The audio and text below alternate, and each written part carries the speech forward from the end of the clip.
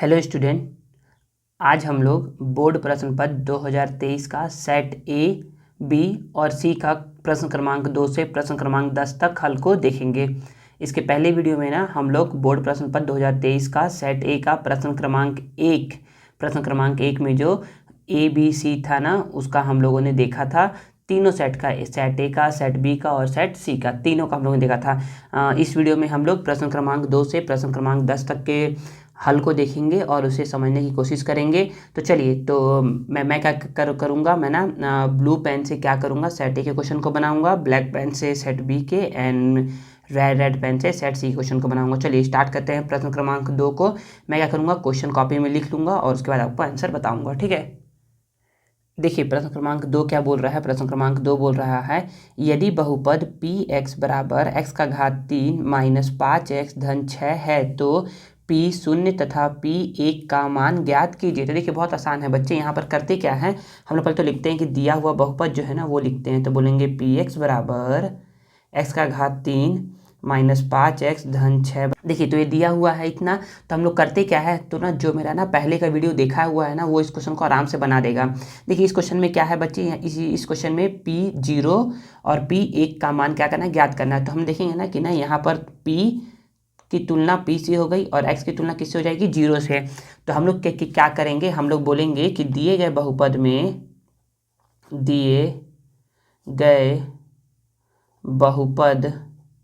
में x बराबर 0 रखने पर, शून्य रखते हैं ना, तो देखिए तो p है तो p को p लिख दिया, x का मान क्या लिख दिया, 0, ठीक है। x का मान क्या रख दिया, 0 का घात 3 5, x का मान क्या रख दिया, 0 धन 6, 0 का घात 3 मतलब कि 0 को 3 बार लिखना है। 0 का घात 3 मतलब था 0 को 3 बार, तो 0 0 0 0 का घात 3 कितना होता है, इसको हल करोगे तो 0 ही आएगा। तो कितना आ जाएगा, 0 आ जाएगा।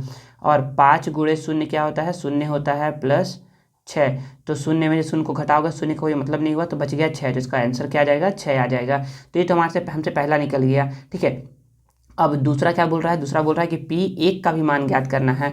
तो जो बना रहा हूँ ना अभी उसको नीचे बनाइएगा, लेकिन मैं यहाँ पर बना रहा हूँ। तो बोलोगे कि दिए गए बहुपद में, फिर से वही लिखना है, दिए गए बहुपद में x बराबर 1 रखने पर, देखो क्योंकि यहाँ पर क्या है, x बराबर इस पर 1 है, तो P1 बराबर 1 का घात 3 माइनस 5, x का मान 1 धन 6, 1 का घात 3 मतलब 1 को 3 बार लिखना है। तो 1 का घात 3 अगर किसी बच्चे से पूछोगे ना तो वो क्या बोलेगा पता है, वो बोलेगा कि 3, क्या बोलेगा 3, क्योंकि वो क्या कर देगा, गुणा करवा देगा, 3 एकम 3।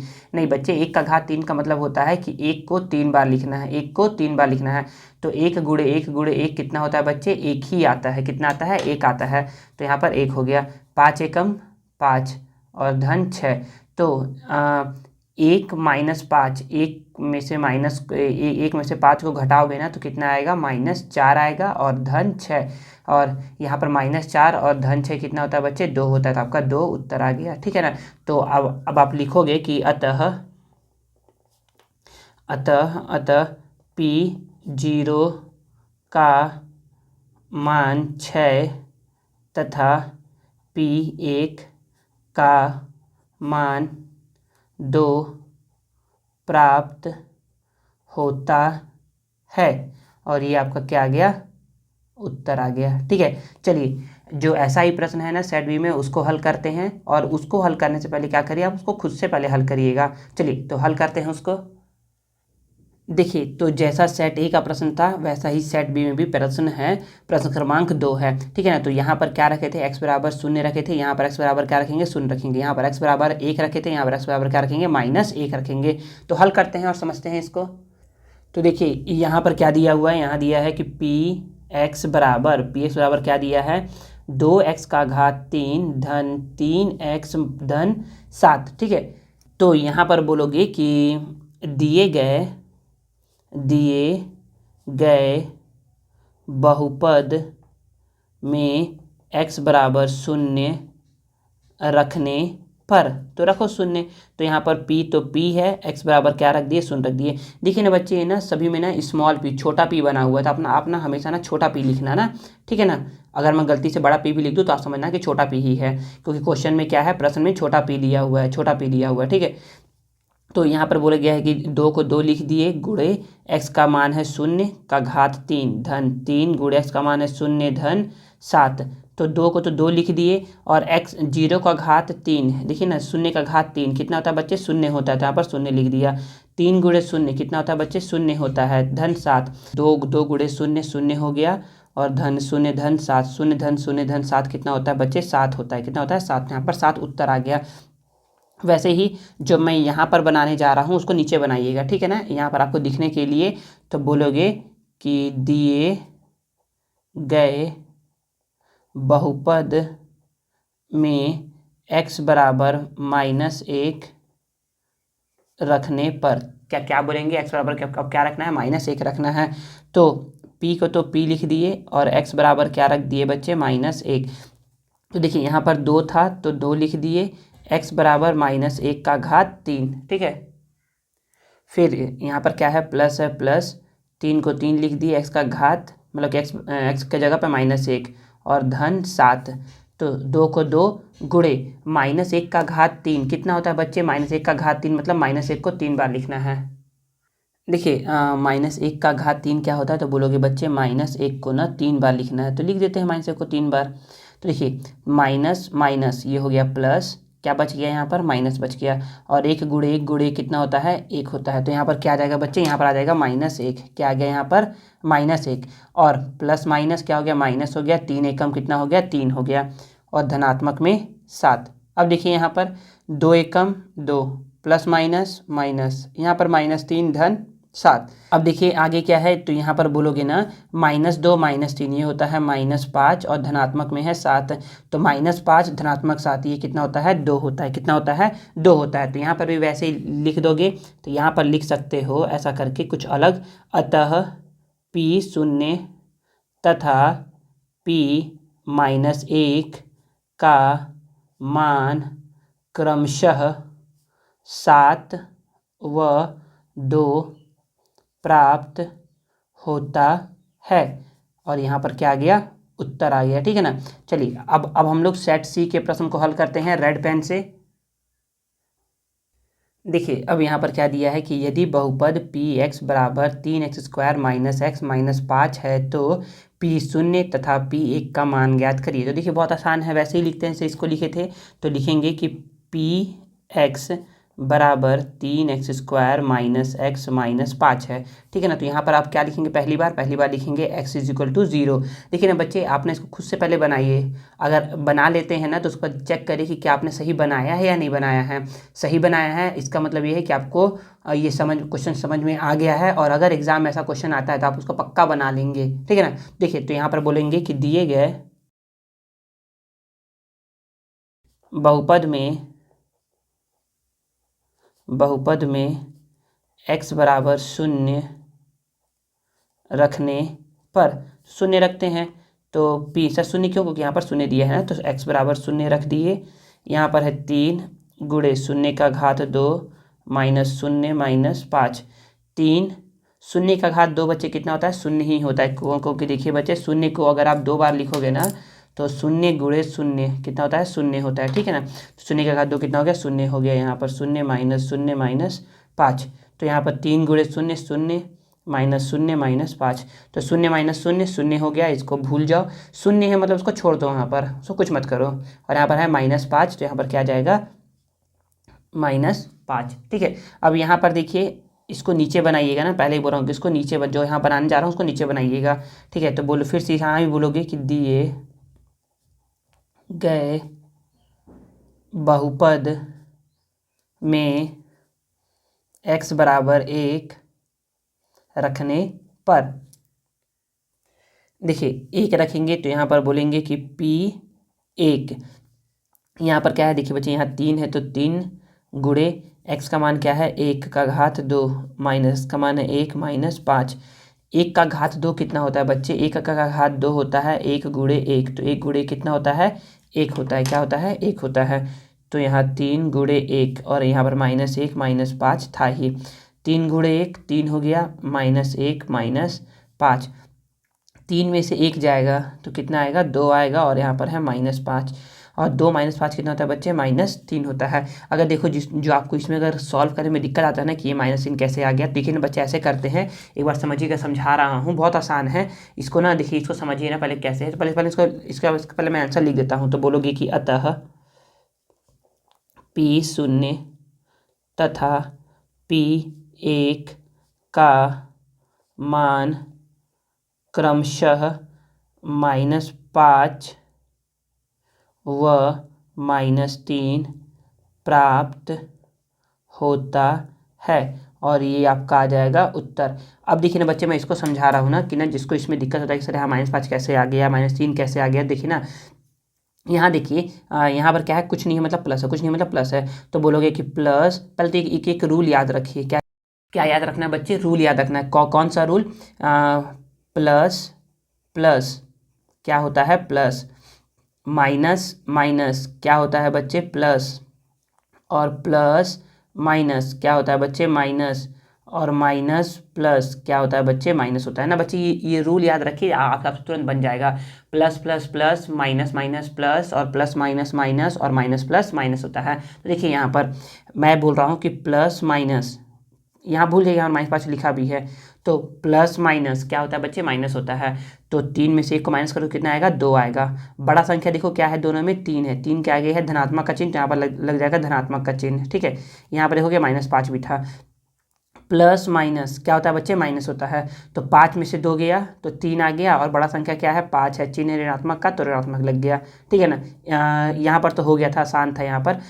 ये यहाँ देखिए, यहाँ पर बोलोगे माइनस माइनस क्या होता है, प्लस होता है। तो 3 और 2 5, 3 और 2 कितना हो गया, 5 हो गया, ठीक है। और फिर बड़ा नंबर क्या है, 3 है, चिन्ह है माइनस का, तो माइनस लगा दिए। अब धन 7 भी था, धन 7 लिख देंगे। माइनस प्लस क्या होता है, प्लस होता है, माइनस प्लस क्या होता है, प्लस होता है, सॉरी, माइनस प्लस क्या होता है, माइनस होता है। तो माइनस माइनस कर देंगे, तो 7 में से 5 गया तो 2, बड़ा नंबर क्या है, 7 है, चिन्ह धनात्मक का, तो यहाँ लगा दिए धनात्मक। कुछ नहीं लिखा है, इसका मतलब क्या है, धनात्मक है, कुछ नहीं लिखा है, इसका मतलब क्या है, धनात्मक है, ठीक है। अब आगे देखिए, यहाँ पर देखेंगे तो प्लस माइनस क्या होता है, माइनस, प्लस माइनस क्या होता है, माइनस होता है।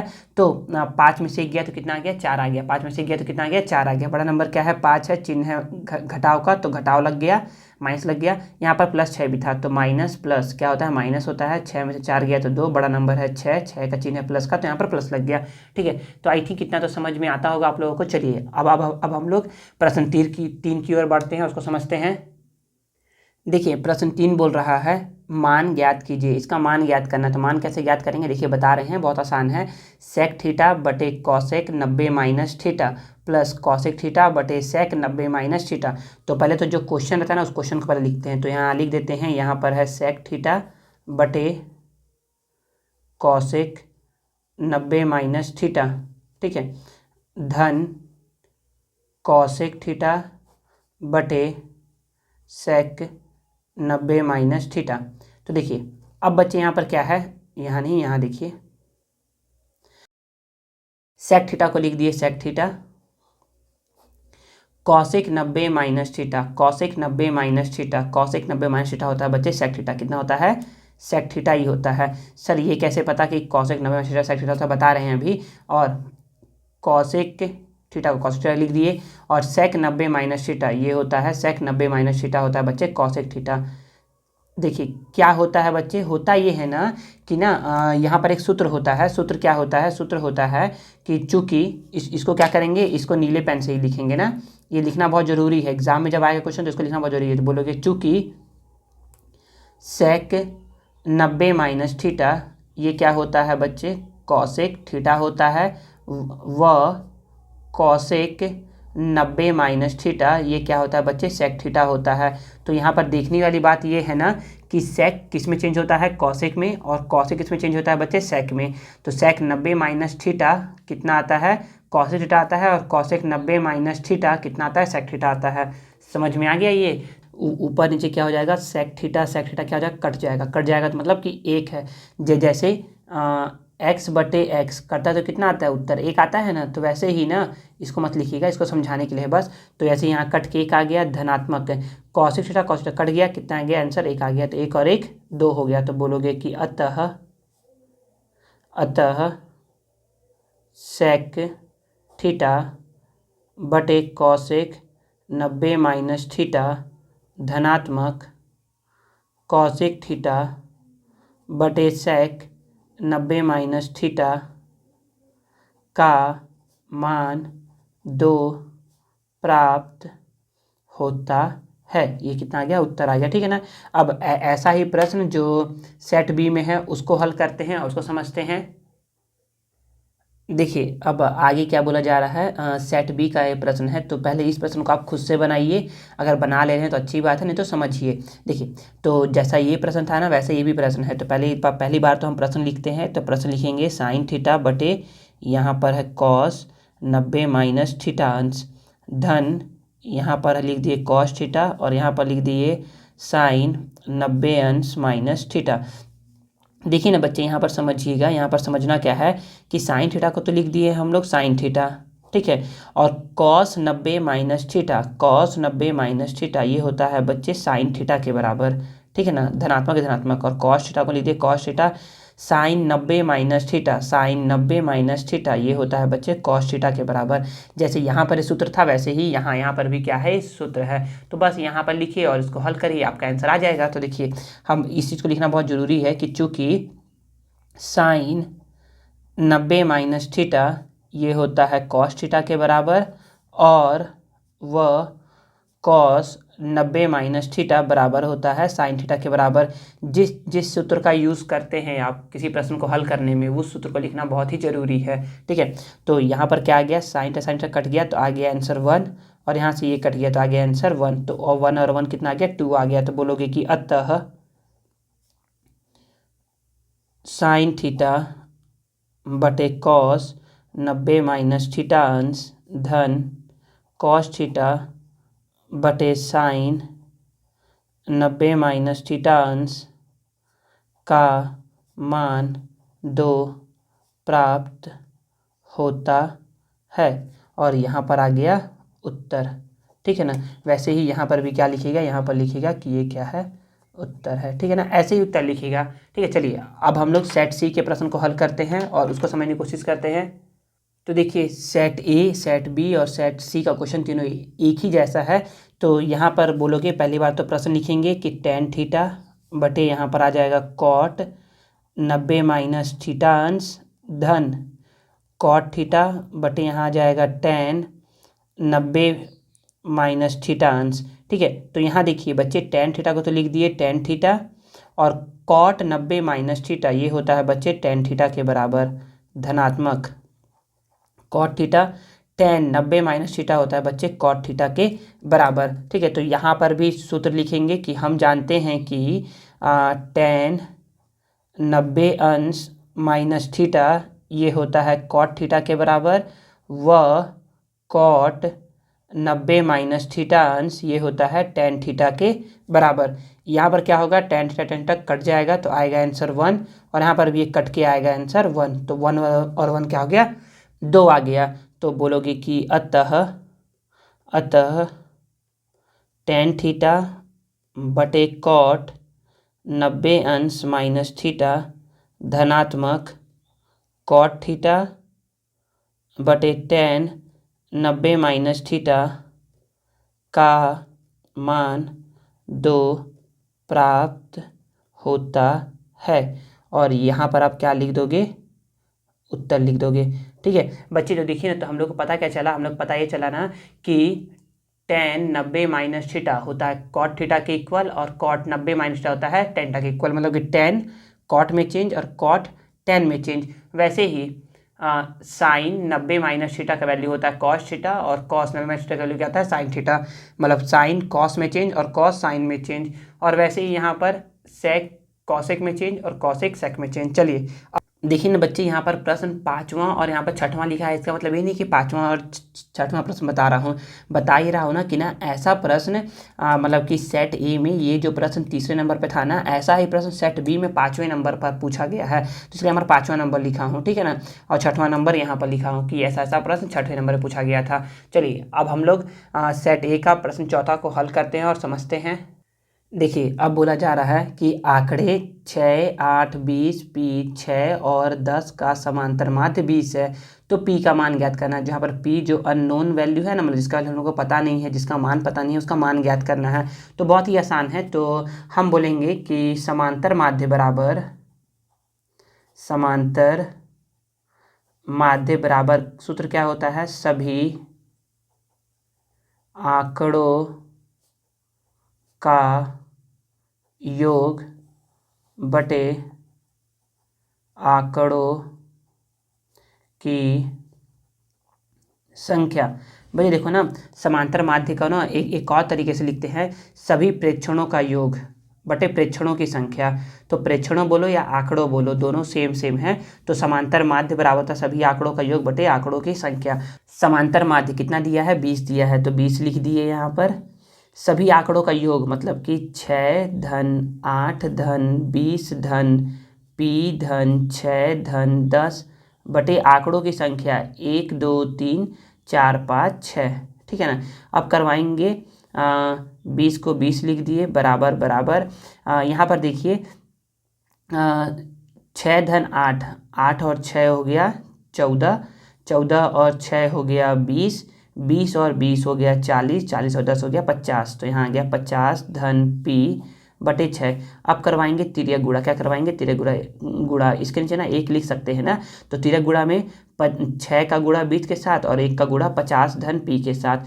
तो 1 का गुणा 50 से करवाएंगे तो 50 आएगा, और 1 का गुणा पी से करवाएंगे तो पी ही आएगा, और 20 का गुणा 6 से करवा देंगे, ठीक है। यहाँ पर है 50 धन पी, 20 गुणे 6 बच्चे, 20 गुणे 6 होता है 120। कितना होता है, 120। पी को पी लिख दिए, 120 को 120, धनात्मक में इधर आएगा तो ऋणात्मक में। तो पी का मान कितना आ गया, पी का मान बच्चे आ गया 120 में से जब आप 50 को घटाओगे तो पी का मान कितना आ गया बच्चे, 70 आ गया।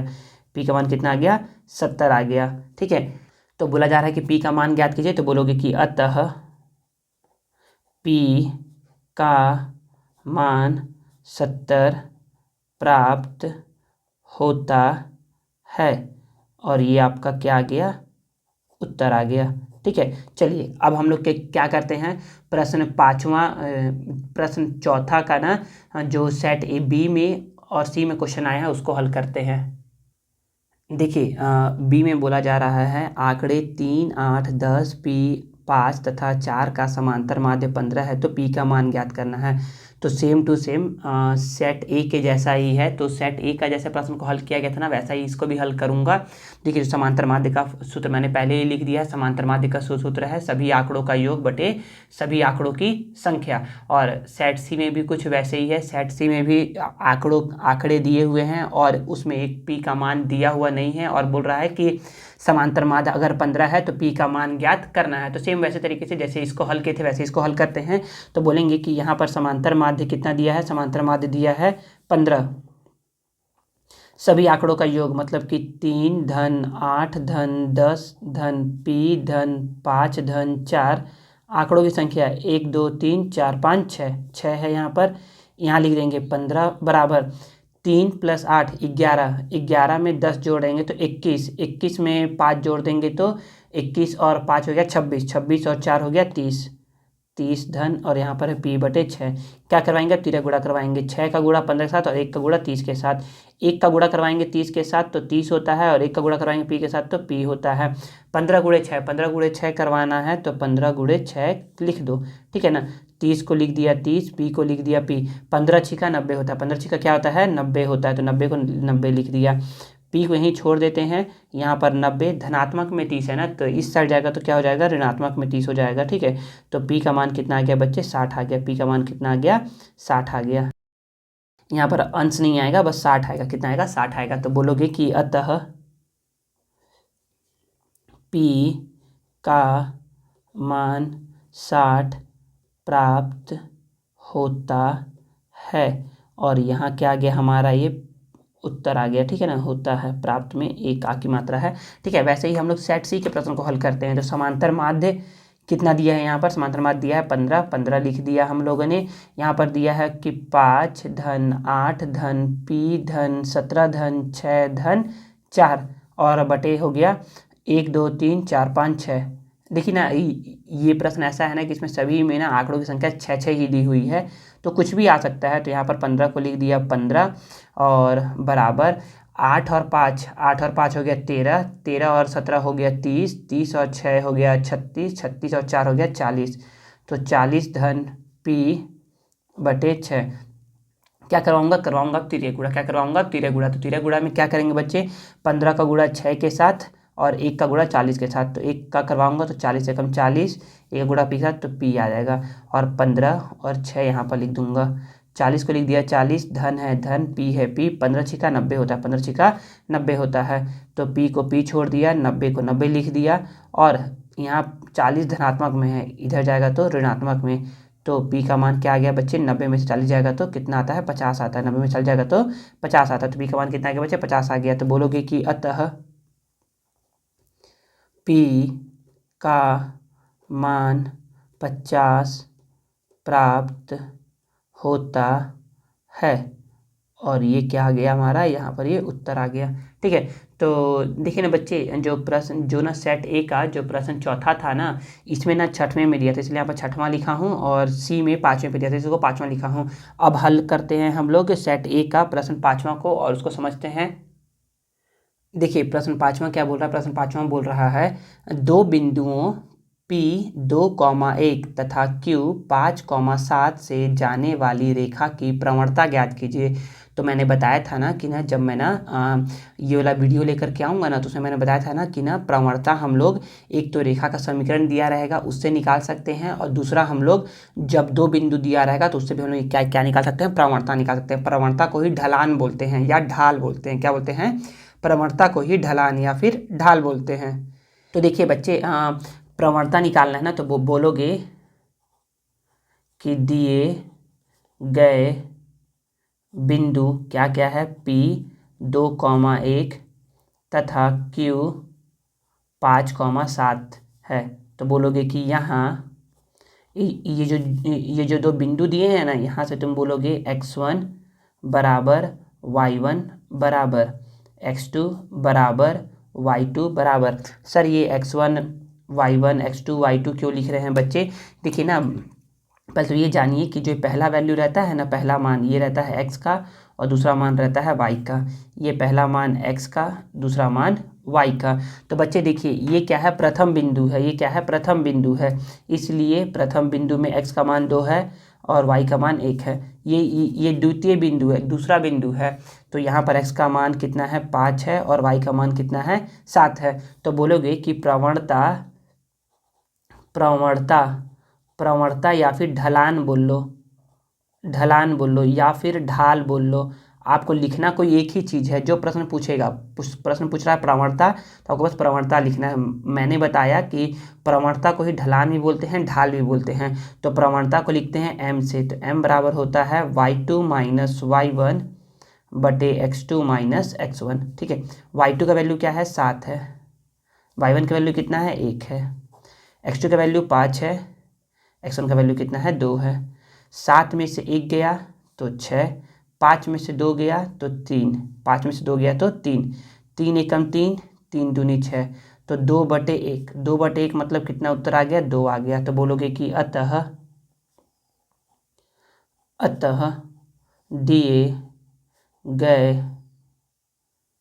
बिंदुओं से होकर जाने वाली रेखा की प्रवणता 2 है, और ये हो जाएगा आपका उत्तर, ठीक है। चलिए अब हम लोग क्या क्या करते हैं, ऐसा ही प्रश्न जो सेट बी और सेट सी में आया है उसको हल करते हैं और समझते हैं।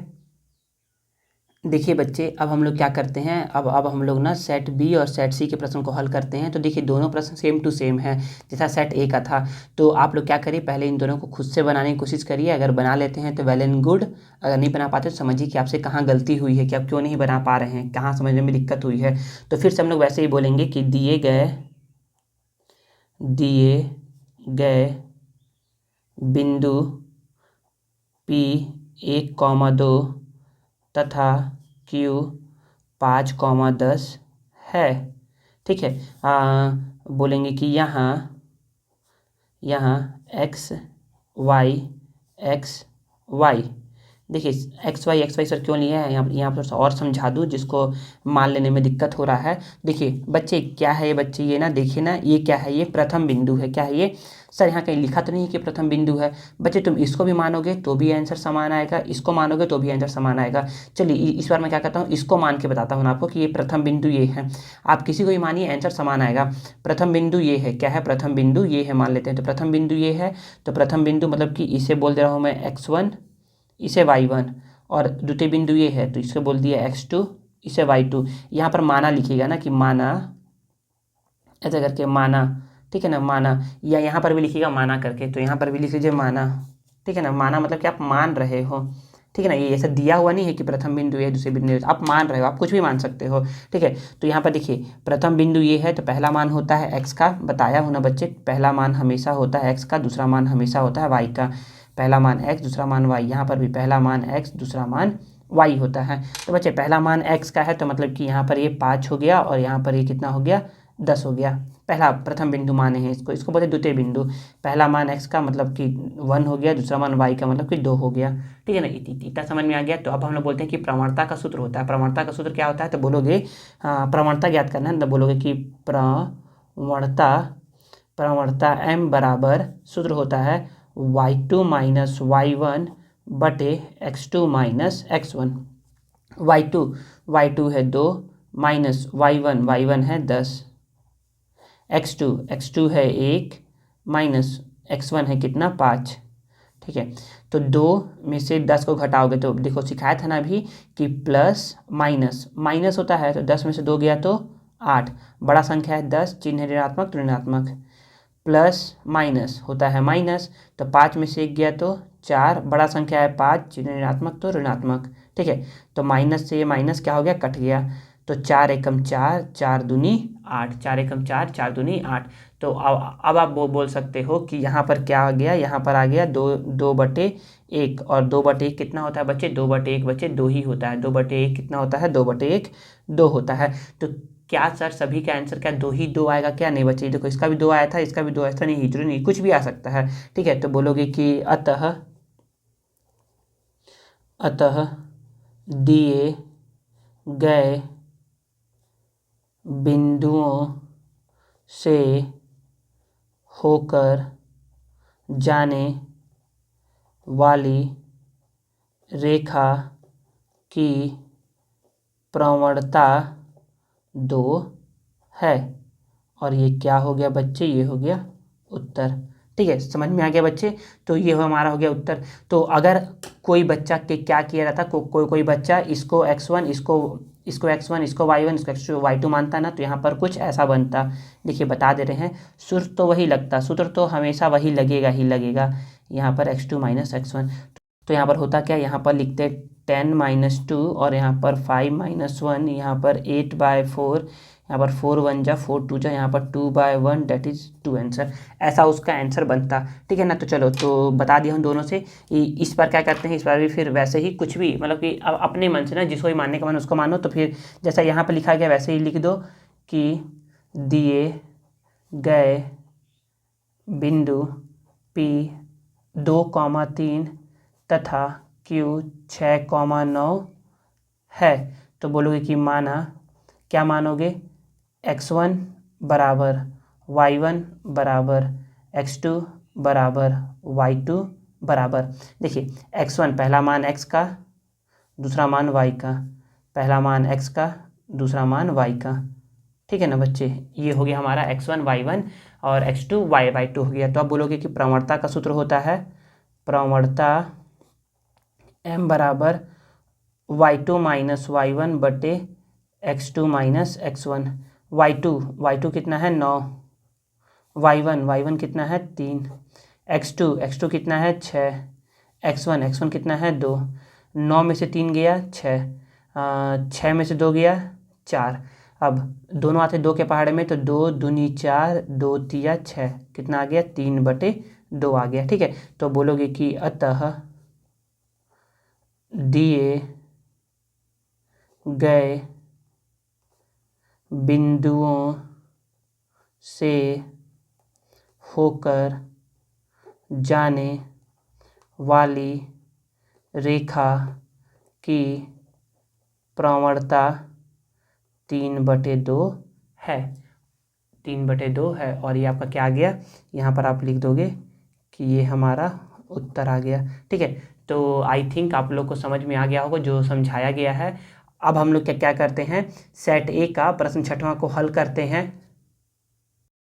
देखिए बच्चे, प्रश्न 6वां क्या बोल रहा है, सेट ए का प्रश्न 6वां बोल रहा है, यदि किसी समांतर श्रेणी का प्रथम पद 9 तथा सार्वंतर -2 हो तो 8वां पद का मान ज्ञात कीजिए। देखिए बहुत आसान है ना। देखिए समांतर श्रेणी होता क्या है, तो समांतर श्रेणी उस श्रेणी को बोलते हैं ना जिसमें दो क्रमागत पदों का अंतर जो होता है ना वो समान होता है। दो क्रमागत मतलब कि क्रम से आने वाले पदों का अंतर क्या होता है, समान होता है। जैसे कि एक एग्जाम्पल से समझा दे रहा हूँ, फिर इस क्वेश्चन को स्टार्ट करते हैं। जैसे कि मान लीजिए ना कि यहाँ पर मैंने लिखा कि 4, यहाँ पर लिखा 8, यहाँ पे लिखा 12, यहाँ पे 16 और यहाँ पर डैश डैश डैश। तो देखिए ना, ये क्या है, समांतर श्रेणी है। समांतर श्रेणी क्यों है ये, क्योंकि इनमें जो दो पदों का जो अंतर है ना, इन दो पदों का अंतर, इन दो पदों का अंतर और इन दो पदों का अंतर, ये क्या है, ये समान समान है। मतलब कि 16 में से 12 को घटाइए 4 आएगा, 8 में से 4 को घटाइए 4 आएगा, 12 में से 8 को घटाइए 4 आएगा। मतलब कि दो क्रमागत मतलब कि इसके बाद ये, इसके बाद ये, इसके बाद ये, और आगे आने वाले जो भी पद होंगे ना उन पदों का अंतर क्या होता है, समान होता है। तब ऐसी कोई श्रेणी होती है तो उसको बोलते हैं हम लोग समांतर श्रेणी। ठीक है ना। अब हम लोग अपने क्वेश्चन पे आते हैं। क्वेश्चन क्या बोला जा रहा है, क्वेश्चन बोला जा रहा है कि यदि किसी समांतर श्रेणी का प्रथम पद 9 है, तो याद रखिए बच्चे कि प्रथम पद को हम लोग ना ए से लिखते हैं। किससे लिखते हैं, ए से। तो अभी तो मैं लिख दे रहा हूँ कि प्रथम पद ए बराबर कितना है 9 है। सार्वंतर -2 हो तो सार्वंतर लिखते हैं सार्वंतर को डी से लिखते हैं बच्चे। किससे लिखते हैं, डी से। ये -2 है, मतलब कि ये बोल रहा है ना कि ना ये क्या है 9 है, पहला पद 9 है, ऐसे करके बोल रहा है कि पहला पद 9 है और दूसरा पद क्या है बच्चे, जो ना पहला पद और दूसरे पद का जो अंतर है ना वो क्या है बच्चे, -2 है। तो कुछ ये इस तरीके से लिखाया है। अगर मैं समझूँ कि ये क्या समांतर श्रेणी है, तो ये कुछ ऐसा समांतर श्रेणी हो सकता है कि पहला पद क्या है, पहला पद तो बच्चे 9 है, ठीक है ना, और सार्वंतर -2 है, सार्वंतर -2 है, तो पक्का यहाँ पर क्या आएगा, यहाँ पर आएगा 7 आएगा। क्या आएगा, 7 आएगा। ठीक है ना। तो देखिए पहला पद 9 है, दूसरा पद क्या है 7 है, तो तीसरा पद क्या होगा, ऑब्वियस सी बात है कि 5 होगा। ठीक है ना। और फिर उसके बाद क्या होगा, 3 होगा, ऐसा करके होगा। ठीक है ना। तो अब आपका क्वेश्चन आएगा सर आपको ये कैसे पता कि यहाँ पर 9 के बाद 7 ही आएगा, 7 के बाद 5 आएगा। तो बच्चे इसलिए ना क्योंकि सार्वंतर क्या होता है, दो पदों का अंतर होता है। तो देखिए ना इसमें ना -2 है, तो हमेशा ना द्वितीय पद घटाओ प्रथम पद होता है, या फिर तृतीय पद घटाओ द्वितीय पद होता है, या फिर चतुर्थ पद घटाओ तृतीय पद होता है। तो देखिए 7 में से जब 9 को घटाएंगे ना, तो 7 घटाओ 9 करेंगे ना तो कितना आता है, -2 आता है। तो इसलिए मैंने यहाँ पर 7 लिखा है। ठीक है ना। तो इसी का बोल रहा है कि बताइए इसका 8वां पद क्या होगा। मतलब कि यहाँ हो जाएगा 5वां, यहाँ हो जाएगा 6वां, यहाँ हो जाएगा 7वां, यहाँ हो जाएगा 8वां। आपको ये नहीं बनाना है, आपको ये वाला नहीं बनाना है, ये तो मैंने सिखाने के लिए बताया है कि ये कुछ ऐसा हो सकता है। आपको बस क्या करना है, सिंपल यहाँ हल लिखना है। हल के बाद लिखना है कि प्रथम पद a बराबर 9 दिया है, सार्वंतर क्या दिया है, -2 दिया हुआ है। ठीक है। हमको क्या निकालना, हमको निकालना है 8वां पद। तो बोलोगे 8वां पद को लिखते हैं ए और छोटा सा लिखते हैं 8। 8वां पद हमको निकालना है, तो ये हो गया प्रश्नवाचक चिन्ह। हमको नहीं पता कि A8 कितना है, तो बोलोगे कि चूंकि हम जानते हैं कि nवां पद, हम जानते हैं कि nवां पद को ना हम लोग सूत्र से लिखते हैं an बराबर a धन n-1 डी होता है। ये क्या है, nवां पद का क्या है बच्चे, सूत्र है। क्या है ये, सूत्र है। तो हमको बोल रहा है कि nवां पद मत निकालिए, आप क्या निकालिए, 8वां पद निकालिए। क्या निकालिए आप, 8वां पद। तो यहाँ पर हम लोग बोलेंगे ना कि यहाँ पर सिंपल सा क्या करेंगे हम लोग, n की जगह 8 8 रख देंगे। तो हम क्या क्या करते हैं, n की जगह 8 रख देते हैं। तो a को a लिख दिए, n की जगह 8। a का मान देखिए, a का मान को a ही छोड़ दीजिए, n का मान है 8 माइनस 1 और d का मान क्या है बच्चे, d को भी d ही छोड़ दीजिए। अब देखिए ना, अब थोड़ा सा मान रखते हैं। a का मान कितना है बच्चे, 9, 9 रख दिए धनात्मक, 8 में से 1 गया 7, ठीक है। और d का मान कितना है बच्चे, d का मान है -2। सर यहाँ पर आप गुणे का चिन्ह क्यों लगाया बच्चे, याद रखो कोई भी कोष्टक और संख्या के बीच में क्या होता है, हमेशा गुणे का चिन्ह रहता है, ठीक है। तो 9 को 9 लिख दिए, प्लस माइनस माइनस होता है, 7 दूनी 14 होता है। तो 9 में से 14 जाएगा तो कितना होगा, 9 में से 14 जाएगा तो ये, तो 9 में से 14 जाएगा तो देखिए ना, प्लस माइनस माइनस होता है। 14 में से 9 गया तो कितना आता है, 5 आता है, 5 आता है। और बड़ा संख्या 14, तो साइन है, चिन्ह है ऋणात्मक, तो ऋणात्मक लगा दोगे। तो 8वां पद क्या आ गया बच्चे, 8वां पद आ गया -5। तो बोलोगे कि अतः 8वां पद -5 प्राप्त होता है। ये क्या हो गया आपका प्यारा सा उत्तर, ठीक है ना। आई थिंक समझ में आ गया होगा। समझ में नहीं आया है तो अभी मैं सेट बी का बता रहा हूँ, ये जो कि प्रश्न क्रमांक 3 में उसमें पूछा गया था। तो समझ में आ जाएगा, समझ में आ ही गया होगा। अगर ये समझ में आ गया ना तो आप क्या करिए, इसको अपने से बनाने की कोशिश करिए और फिर इसको अपने से बनाने की कोशिश करिए, ठीक है। तो देखिए ना, तो यहाँ पर ना मैं कुछ ऐसा आपको बताना चाह रहा था कि यहाँ पर 3 है, तो अब यहाँ पर क्या होगा, 1 होगा। फिर माइनस जब क्या करोगे तो यहाँ पर होगा -1, यहाँ होगा -3, यहाँ -5। देखिए यहाँ पर भी कितना आया, -5 ही आया, ठीक है ना। तो ऐसे करके नहीं बनाना है, ये बस सिखाने के लिए बताया गया है, आपको बनाना ये है, ठीक है। अब थोड़ा समझते हैं कि सेट बी के क्वेश्चन को समझते हैं। तो बोला जा रहा है, यदि किसी समांतर श्रेणी का प्रथम पद 4 और सार्वंतर -4 हो तो nवां पद ज्ञात कीजिए। इसमें nवां पद का मान पूछ रहा है, तो हम लोग बोल देंगे कि ना प्रथम पद a बराबर कितना है बच्चे, 4 है, ठीक है। सार्वंतर d बराबर कितना है बच्चे, -4 है। हमको बोल रहा है कि nवां पद मतलब कि an पता नहीं क्या है। तो बोलोगे चूंकि हम जानते हैं कि, क्या जानते हैं हम, nवां पद an बराबर सूत्र होता है a + n-1d। तो हमको निकालना है nवां पद, तो यहाँ पर तो an ही लिखेंगे, क्या लिखेंगे, an ही लिखेंगे। लेकिन a का मान दिया है इस बार 4 लग देंगे। nवां ही निकालना है तो n-1 कर देंगे। d का मान कितना दिया बच्चे, -4, तो -4 लिख देंगे, ठीक है ना। देखिए 4 को 4 लिख दिए। अब n में से 1 तो घट सकता नहीं है, तो क्या करवाएंगे, अब गुणा करवाएंगे। सर गुणा कैसे करवाए, तो पहले क्या करवाइए, -4 का गुणा करवाइए n के साथ। तो -4 का गुणा करवा दिए n के साथ, फिर -4 का गुणा करवाइए -1 के साथ। तो बोलेंगे कि -4 का गुणा करवाऊंगा मैं -1 के साथ। तो 4 को 4 लिख दिया, प्लस को प्लस लिख दिया। 4 गुणे n होता है 4n और माइनस प्लस होता है माइनस।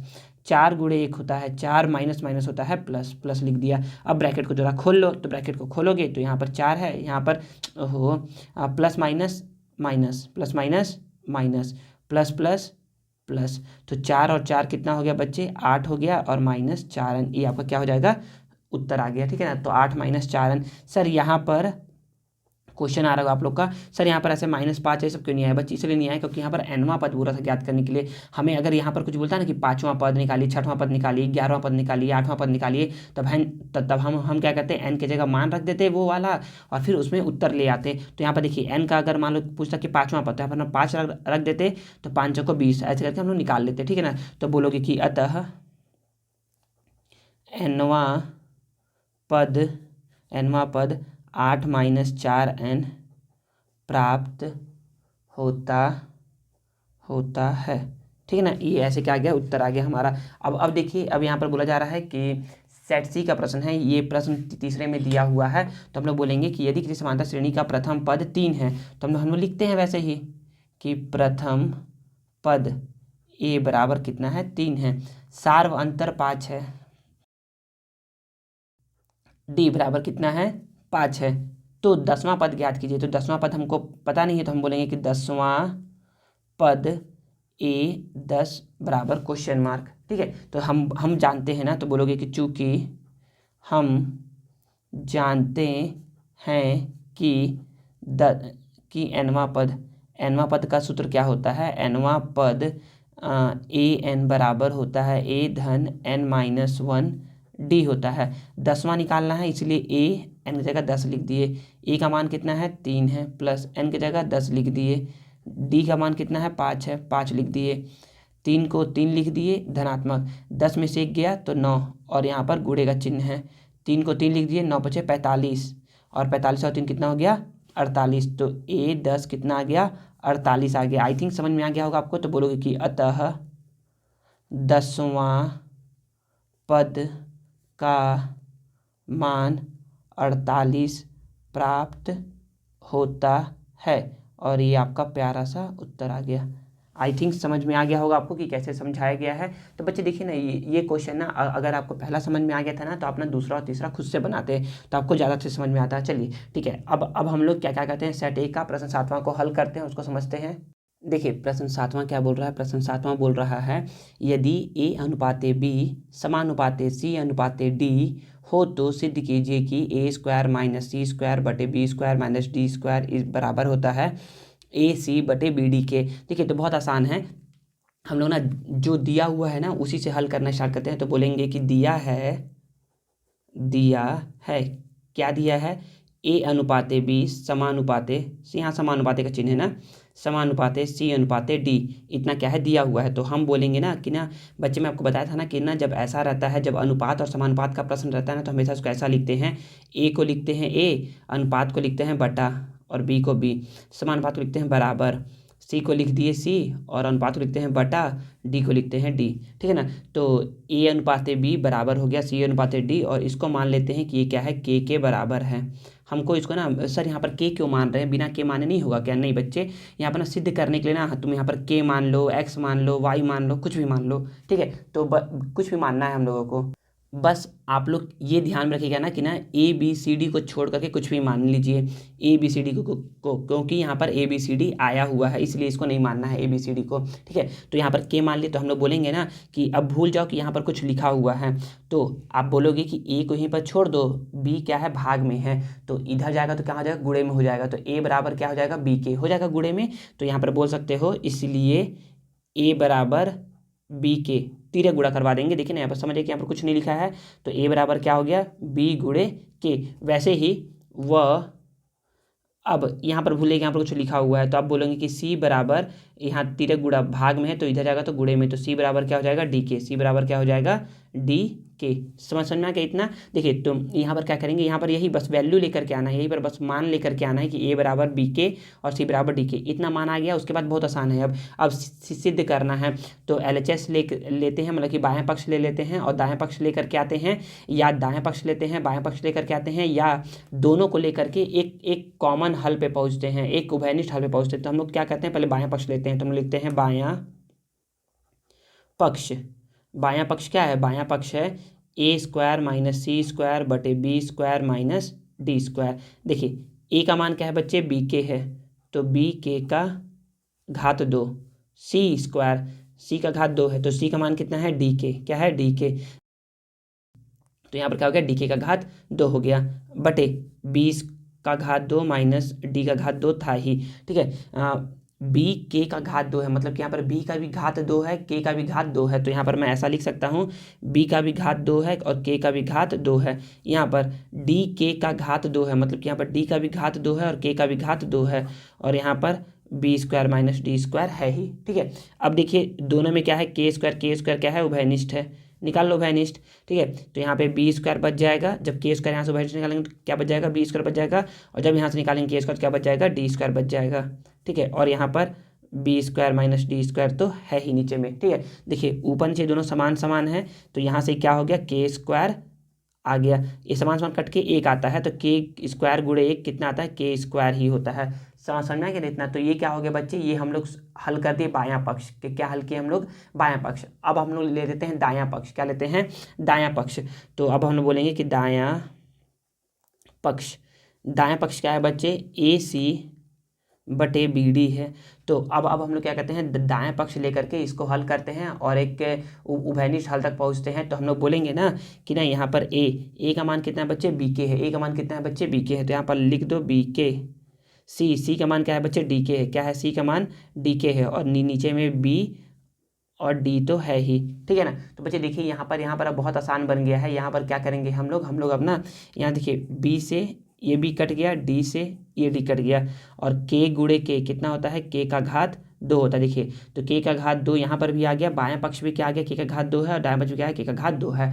तो यहाँ पर हम लोग क्या क्या बोल सकते हैं, हम लोग बोल सकते हैं कि चूंकि बायां पक्ष बराबर है दायां पक्ष के, इसलिए नहीं, बस सिंपल सा, बायां पक्ष बराबर है दायां पक्ष, तो यही क्या हो गया, सिद्ध हुआ। आई थिंक समझ में आ गया होगा। तो बायां पक्ष को बोल लो समीकरण 1 और दायां पक्ष को बोल लो समीकरण 2।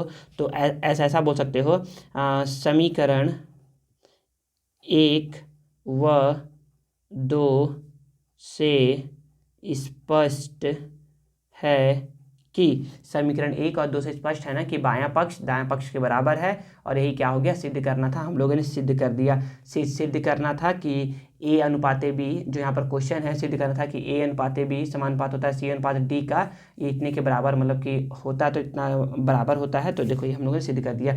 अब कुछ इसी तरीके से हमारा क्या है, हमारा है सेट बी का प्रश्न 7वां में भी क्या दिया है, प्रश्न 7 में देखिए ना, ऐसा ना दे करके डायरेक्ट ये दे दिया है, ये इतना लिख करके दे दिया है कि ए बटे बी बराबर है सी बटे डी के। देखिए यहाँ पर, और बोला जा रहा है कि सिद्ध करना है कि ए धन सी बटे बी धन डी बराबर एक ए बी होता है। तो हम लोग हल कर देते हैं। तो हम लोग बोलते हैं कि दिया है क्या दिया है, ए बटे बी बराबर सी बटे डी, और इसको हम लोग मान लेते हैं के माना के बराबर है ये। तो फिर से हम लोग बोल सकते हैं ना कि ना, इसलिए ए बराबर क्या हो जाएगा, समझिए क्या कुछ नहीं लिखा है तो ए बराबर क्या हो जाएगा, ऐसे करके कुछ नहीं लिखा है तो ए बराबर हो जाएगा बी के, क्या हो जाएगा, ए बराबर बी के व सी बराबर क्या हो जाएगा, डी के हो जाएगा। ठीक है, जैसा इसमें बनाया था सेम वैसे बनाना है। फिर इसमें मतलब बायां पक्ष देखिए बच्चे, अगर आपको ना सेट ए का समझ में आ गया है ना, तो ना सेट बी का क्या करिए, आप खुद से बनाइए, आपसे बन जाएगा। ठीक है ना। अगर नहीं बन रहा तो देखिए कि आपसे कहाँ नहीं बन रहा है, क्या क्या गलती हो रहा है कि आपसे बन नहीं रहा है। ठीक है ना। तो ना ए बराबर आ गया बी के और सी बराबर आ गया डी के। तो बायां पक्ष क्या है, बायां पक्ष है ए धन सी बटे बी धन डी। ए का मान क्या है, बी के, सी का मान क्या है, डी के, और नीचे में है बी धन डी। दोनों में के उभयनिष्ठ है, उभयनिष्ठ निकाल लो। तो यहाँ आ गया बी धन डी बटे बी धन डी तो था ही, तो बी धन डी से बी धन डी क्या होगा, कट जाएगा, कटेगा तो एक आएगा। के गुणे एक, के गुणे कितना होता है, के होता है। तो ये हो गया समीकरण 1। वैसे ही अब अब क्या लो तुम, अब लो दायां पक्ष लो, जैसे उसमें लिए थे दायां पक्ष, अब यहाँ लो दायां पक्ष। दायां पक्ष क्या है, दायां पक्ष है ए बटे बी, ए बटे बी।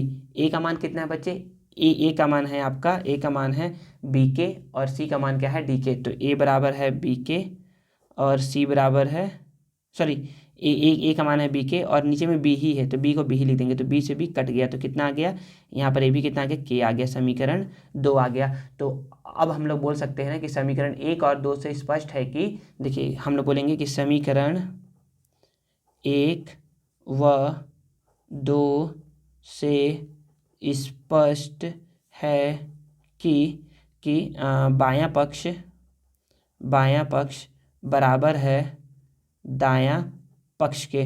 बायां पक्ष के है, दायां पक्ष भी क्या है, के है, के और के क्या है, बराबर है, और यही क्या करना था, हमें सिद्ध करना था। तो ये क्या हो गया, सिद्ध हुआ, ये आपका आंसर आ गया। ठीक है ना। चलिए अब हम लोग जो ऐसा ही प्रश्न जो सेट सी में आया है उसको हल करते हैं और उसको समझते हैं। देखिए आप क्या करिए, सेट सी ना आप खुद से बनाइए, ये वाला प्रश्न को आप खुद से बनाइए। अगर बना पा रहे हैं ना तो इसका मतलब क्या है कि आपको समझ में आ चुका है, और नहीं बना पा रहे हैं तो आपको और समझने की ज़रूरत है। देखिए हम लोग क्या क्या करेंगे, बनाते हैं इसको।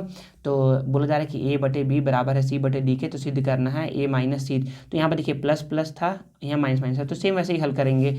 तो बोलेंगे कि दिया है ए बटे बी बराबर सी बटे डी है, और इसको हम लोग मान लेते हैं के बराबर माना। ठीक है। तो इसीलिए ए बराबर क्या हो जाएगा, ए बराबर हो जाएगा बी के व सी बराबर क्या हो जाएगा, डी के। तो लेते हैं बायां पक्ष। बायां पक्ष क्या है, बायां पक्ष है ए माइनस सी बटे बी माइनस डी। ठीक है। तो हम लोग बोलेंगे कि ए का मान कितना है, ए का मान है बी के माइनस सी का मान क्या है, डी के, और b माइनस डी तो था ही, दोनों में के उभयनिष्ठ है तो के को रख दो, तो यहाँ पर आ जाएगा b माइनस डी, नीचे में है b minus D, b minus D दोनों क्या है, समान समान है, तो क्या जाएंगे, कट जाएंगे मतलब कि ये आएगा एक आएगा, तो यहाँ पर k गुणे 1 बराबर क्या आ गया, k आ गया। ठीक है, तो इसको बोल दो समीकरण 1। अब ले लो दायां पक्ष, क्या ले लो अब, दायां पक्ष। दाएं पक्ष में क्या है बच्चे, ए बटे बी है, क्या है, ए बटे बी है, तो ए बटे बी ले लिए। अब ए और बी का मान रख देंगे हम लोग, हमारा आंसर आ जाएगा, ए का मान ही रखेंगे क्योंकि यहाँ पर ए का मान ही आया है, ए बराबर आया है बी के, और बी को तो बी है ही, तो बी से बी कट गया तो कितना आ गया, यहाँ पर के आ गया। ये हो गया समीकरण 2। कितना हो गया, समीकरण 2। तो बोलेंगे कि समीकरण 1 और 2 से स्पष्ट है कि समीकरण 1 व 2 से स्पष्ट है कि, क्या स्पष्ट है, स्पष्ट है कि बायां पक्ष बराबर है दायां पक्ष के। बायां पक्ष भी के है, दायां पक्ष भी के है, तो बायां पक्ष दायां पक्ष बराबर है, तो ये क्या हो जाएगा, ये हो जाएगा सिद्ध हुआ। यही क्या आ गया, हमारा उत्तर आ गया। तो आई थिंक, मुझे लगता है कि आप लोगों को ये समझ में आया होगा। प्रश्न 7वां जो कि बोला गया था, जो कि ये क्वेश्चन है अनुपात एवं समानुपात के अध्याय का एक क्वेश्चन था। तो चलिए अब हम लोग प्रश्न 8वां को सॉल्व करते हैं, सेट ए बी और सी का। देखिए अब क्या पूछ रहा है इसमें, अब पूछ रहा है कि समीकरण को हल कीजिए, हल करना है 2x धन y बराबर 8 और x माइनस 2y बराबर -1। तो देखिए बच्चे, हमारे जो कक्षा 10वीं में जो ये दो चरों का रैखिक समीकरण को हल करने की जो विधि है ना, वो कुल 3 विधि बताई गई है। वैसे तो ये 4 विधि होती है, लेकिन आप लोगों को 3 विधि बताई गई है। पहला विधि है आलेख विधि। आलेख विधि को हम लोग ना ग्राफ पेपर पे सॉल्व करते हैं, ठीक है। दूसरा विधि है विलोपन विधि। दूसरा क्या विधि है, विलोपन विधि। और तीसरा क्या है बच्चे, तीसरा है प्रतिस्थापन विधि। तो आपको तीनों में से जो विधि आता है ना, आप ना उस विधि से इसको हल कर सकते हैं। देखिए सबसे अच्छा होता है विस्थापन विधि। क्या होता है, विस्थापन विधि। फिर उसके बाद होता है विलोपन विधि, और उसके बाद आता है आलेख विधि। तो मैं क्या करूँगा, मैं क्या करता हूँ इसको ना, सबसे पहले ना वैसे तो मैं विलोपन से भी इसको हल कर रहा हूँ, विलोपन से आसान है, विस्थापन से भी आसान है इसको हल करना। विस्थापन से देखिए कैसे आसान है, बता रहे हैं। विस्थापन से आसान करना तब हल रहता है ना, जब क्या रहता है, जब ना यहाँ पर ना x या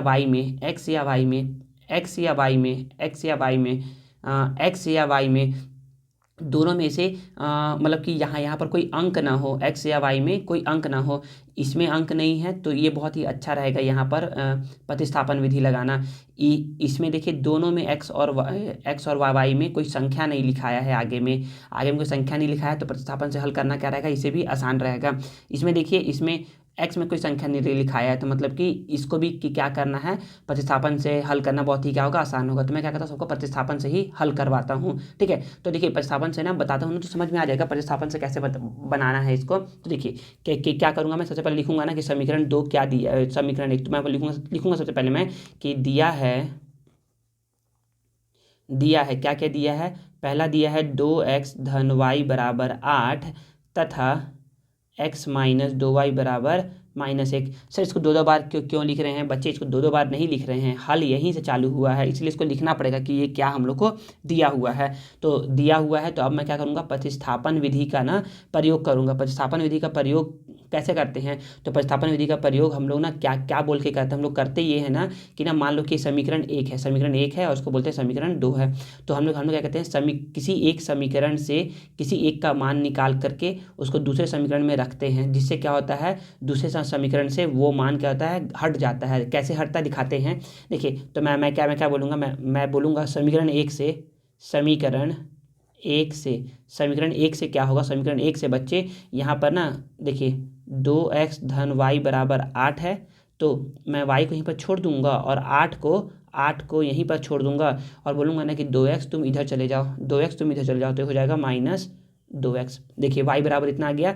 देखिए इसीलिए बोलता है ना कि आसान रहता है कब, जब क्या रहता है, यहाँ पर किसी एक संख्या में ना किसी एक चर राशि में ना जो अचर है ना उसका मान नहीं दिया रहता है, ठीक है ना। तो जैसे कि यहाँ पर कोई संख्या नहीं है ना, तो इसको मुझे हल करने में आसान रहेगा। तो देखिए y का मान कितना आ गया, y का मान आ गया 8 माइनस 2x, इसको बोल दिया मैं समीकरण 3। तो मैं बोलूँगा कि समीकरण 3 से y का मान समीकरण 2 में रखने पर, देखो समीकरण 1 से निकाले हैं मान तो उसको 2 में रखेंगे, अगर 2 से निकालते तो 1 में रखते, ठीक है।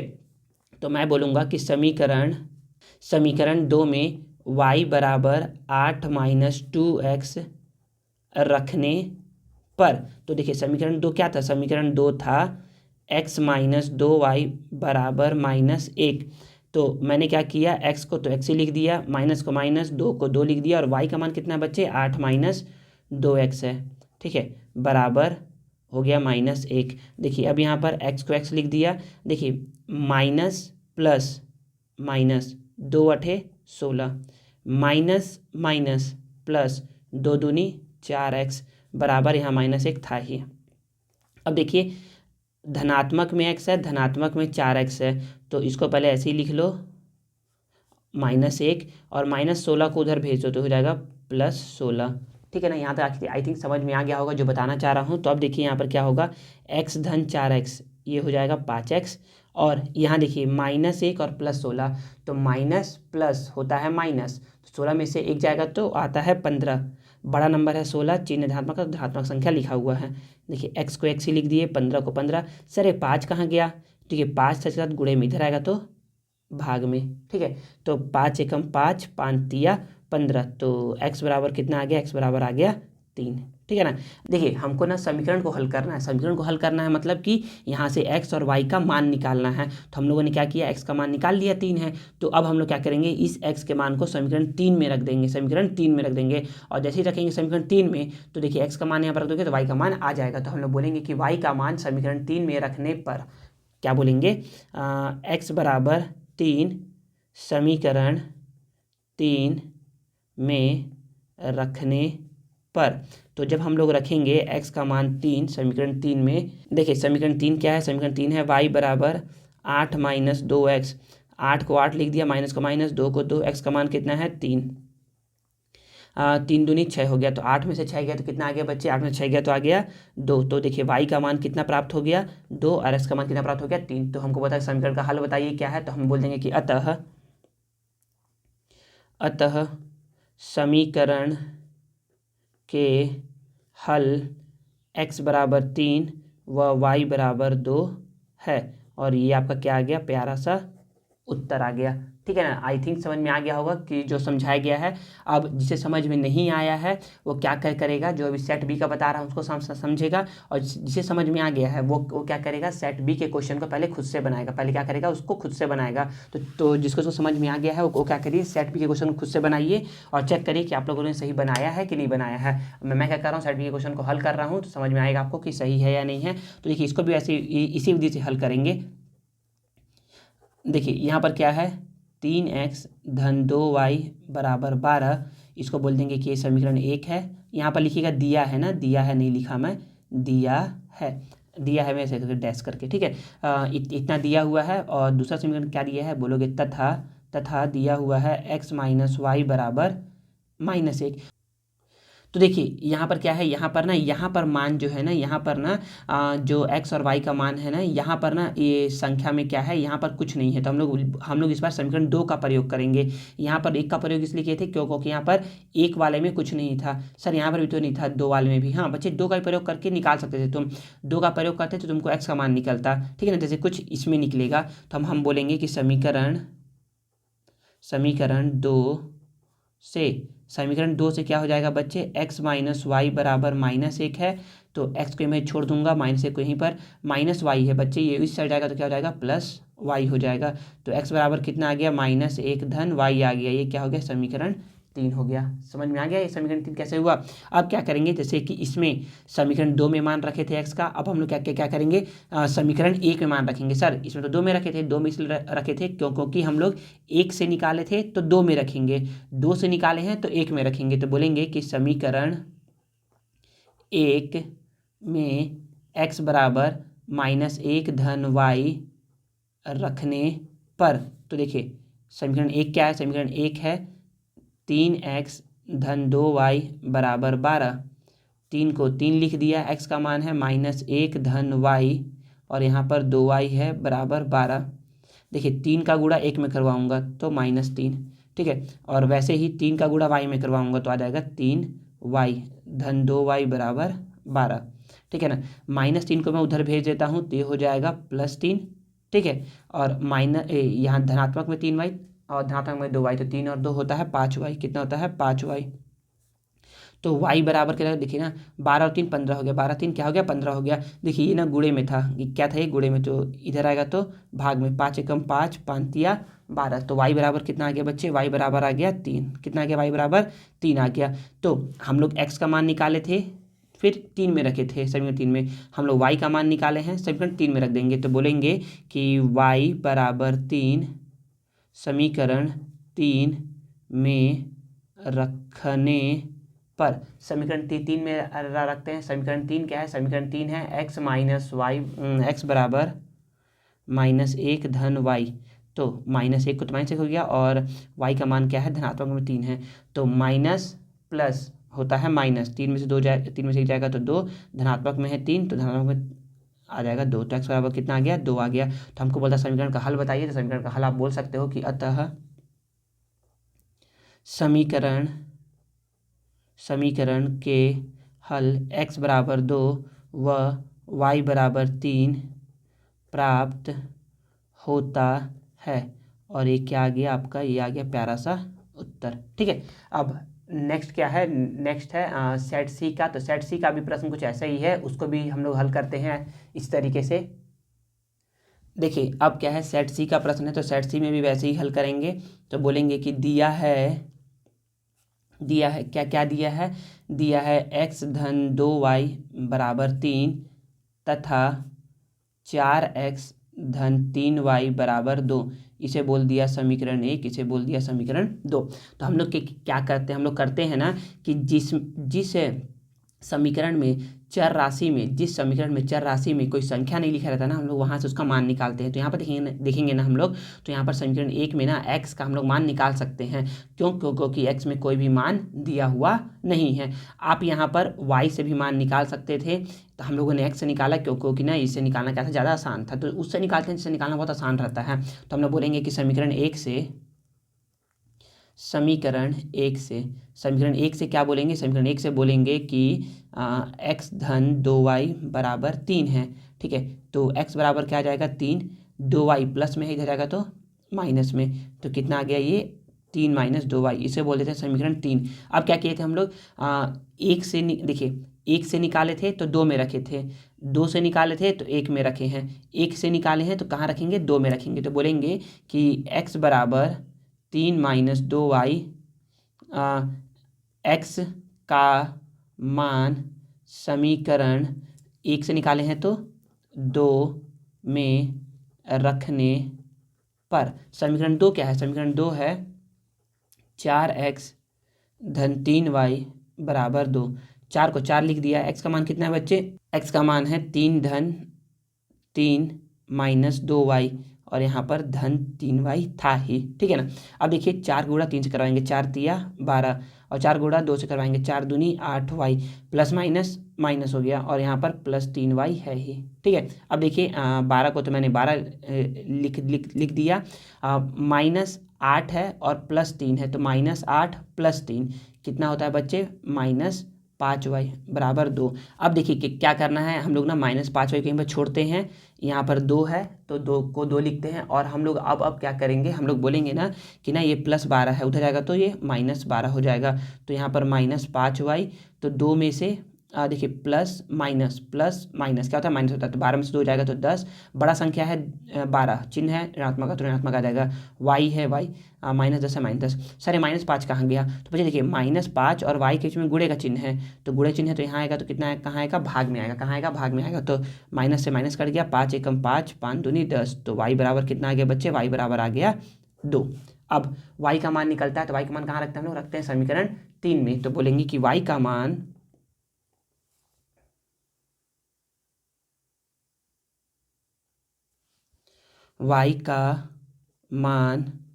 समीकरण 3 में रखने पर, समीकरण 3 क्या है? समीकरण 3 है x बराबर 3 माइनस 2y, तो 3 माइनस 2 और y का मान है 2।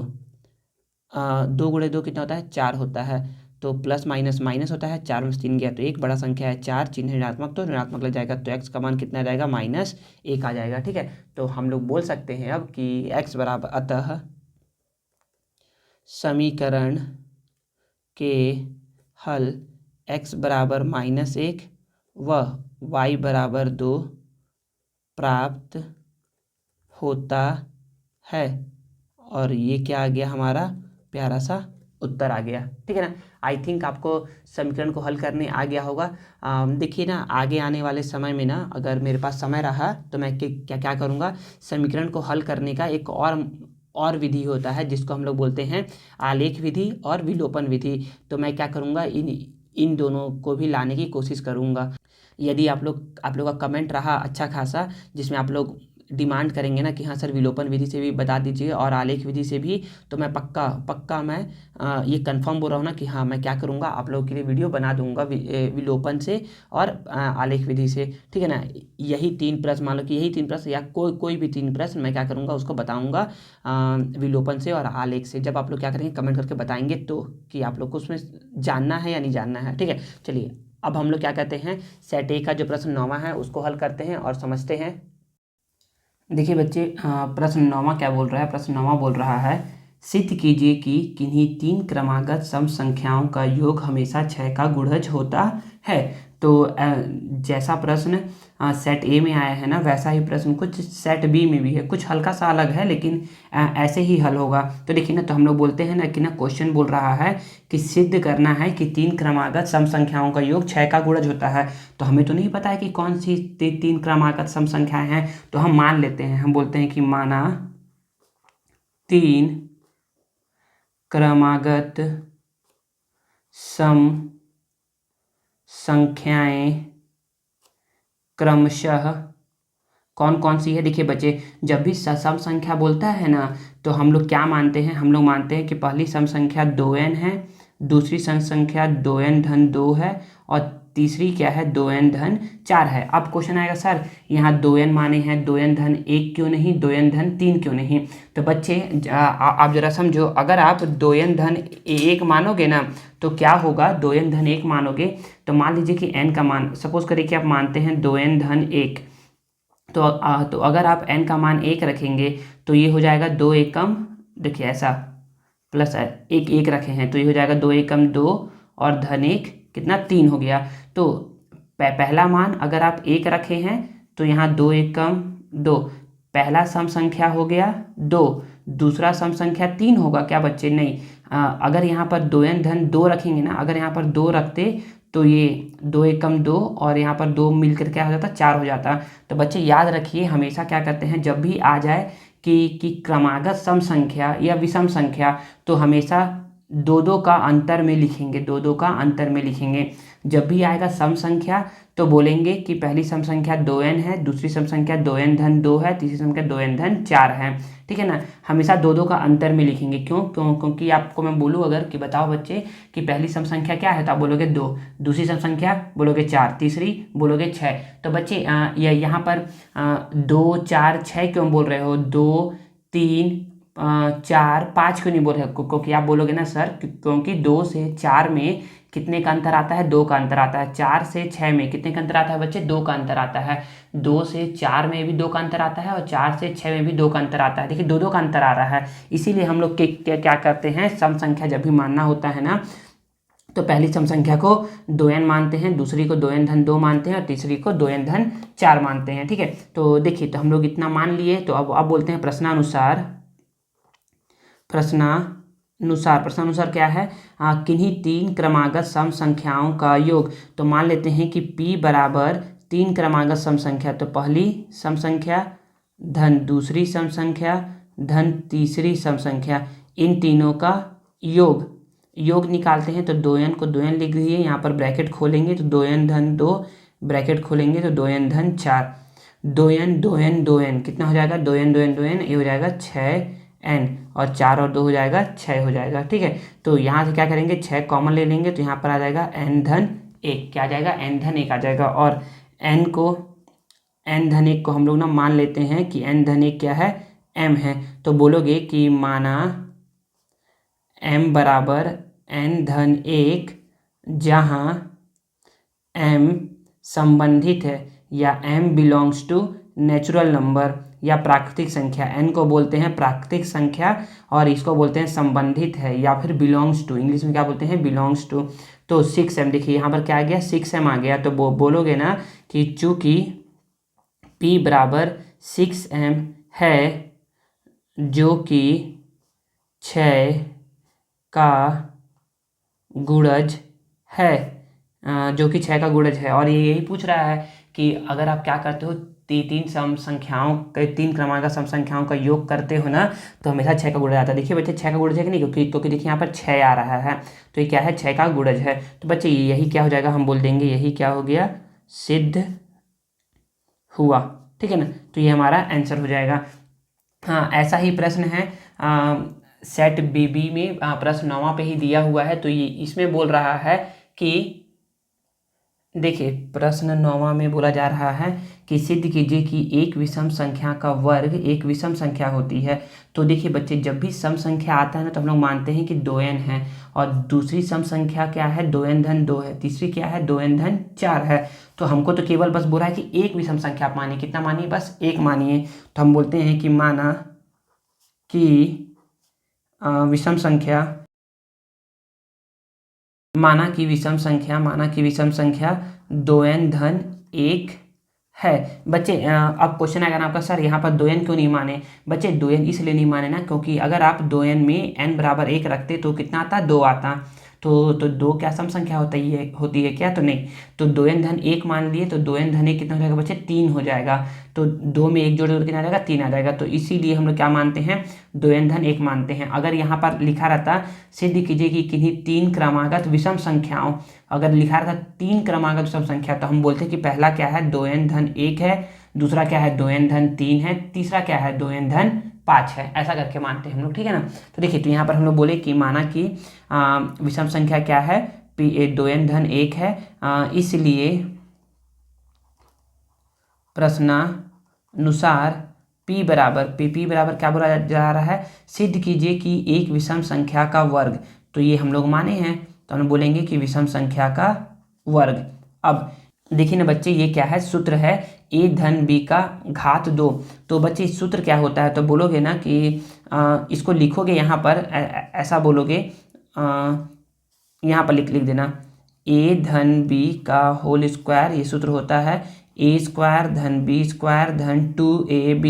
ठीक है ना, चूंकि ऐसा करके बोलोगे, इसलिए a की जगह क्या है बच्चे, 2n धन 1 का स्क्वायर। ठीक है ना, तो यही है ना। तो बच्चे जहाँ जहाँ a है वहाँ वहाँ 2n लिख दो, जहाँ जहाँ b है वहाँ वहाँ 1 लिख दो। ठीक है, तो आप बोलोगे कि a का स्क्वायर मतलब कि 2n का स्क्वायर, b का स्क्वायर मतलब 1 का स्क्वायर, धन 2 a मतलब है बच्चे 2n, b मतलब है बच्चे 1। ठीक है ना, जो ये लिखा हो ना, इसको यहाँ पर लिखोगे, यहाँ पर। ठीक है ना बच्चे, याद रखो। फिर यहाँ पर हो जाएगा 2n का स्क्वायर, 2n को 2 बार लिखना है। तो 2n का स्क्वायर कितना होता है बच्चे, 2n का स्क्वायर में होता है 2n को 2 बार लिखना है, तो 2 दूनी 4 और n इंटू n स्क्वायर, तो ये हो जाता है 4n स्क्वायर। ठीक है, 1 का घात 2, 1 का घात 2 कितना होता है, 2 एकम 2 बिल्कुल नहीं होता है। 1 का घात 2 होता है कि 1 को 2 बार लिखना है, तो 1 एकम 1 होता है, कितना होता है, 1 होता है। तो बोलोगे कि ये कितना आ गया, 1 आ गया। और 2 गुणे 2 ये हो गया 4n, और गुणे 1 तो 1 ही होता है। तो ये बच्चे हो जाएगा, देखिए यहाँ पर इसको ऐसा करके लिखेंगे, 4n स्क्वायर धन 4n धन 1। समझ में आ गया।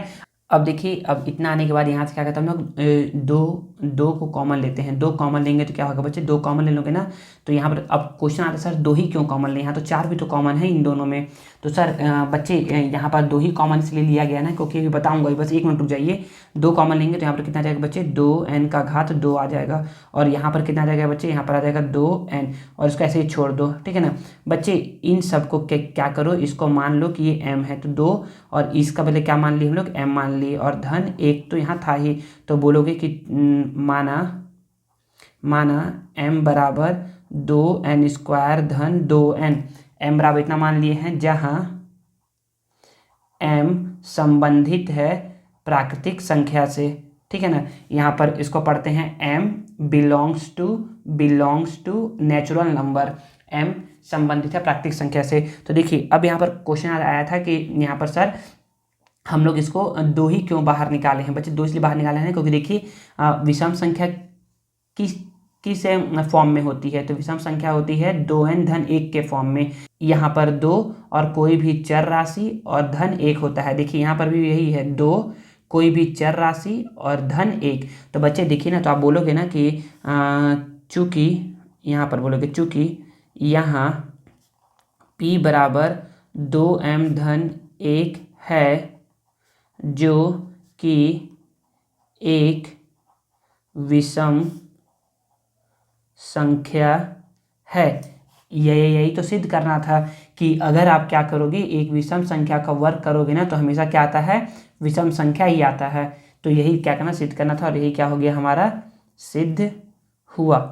अब क्या करते हैं, अब जो सेट सी का जो ऐसा ही जो प्रश्न है ना 9वां, उसको हल करते हैं और समझते हैं।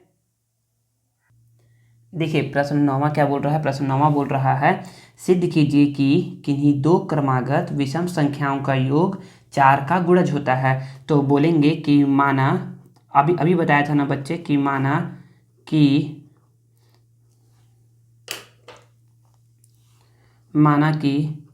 2 क्रमागत विषम संख्याएं क्रमशः 2n-1 व 2n-3 है। बताया था ना अभी कि जब भी हम लोग विषम संख्या ले लेते हैं ना, तो क्या लेते हैं बच्चे, 2n-1 लेंगे, दूसरा लेंगे 2n-3, तीसरा क्या लेंगे, 2n-5 लेंगे, ऐसा करके हम लोग लेंगे। ठीक है, तो बोला जा रहा है कि सिद्ध करना है, तो बोलेंगे कि प्रश्नानुसार p बराबर क्या है, किन्हीं 2 क्रमागत विषम संख्याओं का योग मतलब कि योग करना है 2n-1 धन 2n-3 को योग करना। चलिए कर देते हैं, 2n को 2n-1 ब्रैकेट खोल देंगे तो 2n-3, 2n-2n कितना हो गया 4n, और 1-3 कितना हो गया 4। ठीक है, तो 4 कॉमन ले लेंगे तो आ जाएगा n-1, और 4n-1 को हम लोग क्या कर लेंगे, m मान लेंगे। तो बोलेंगे कि माना m बराबर n-1, जहाँ m संबंधित है प्राकृतिक संख्या से, मतलब कि m belongs to natural number. बच्चे इसको ना ऐसे ही बनाइएगा ना, ये ऐसे ही बनाइएगा इसको। आपको लग रहा होगा कि मैं ई बनाना चाह रहा हूँ, नहीं बच्चे इसको ऐसे ही बनाते हैं। और सर यहाँ पर हमेशा m ही मानेंगे क्या, नहीं बच्चे तुम कुछ भी मान सकते हो।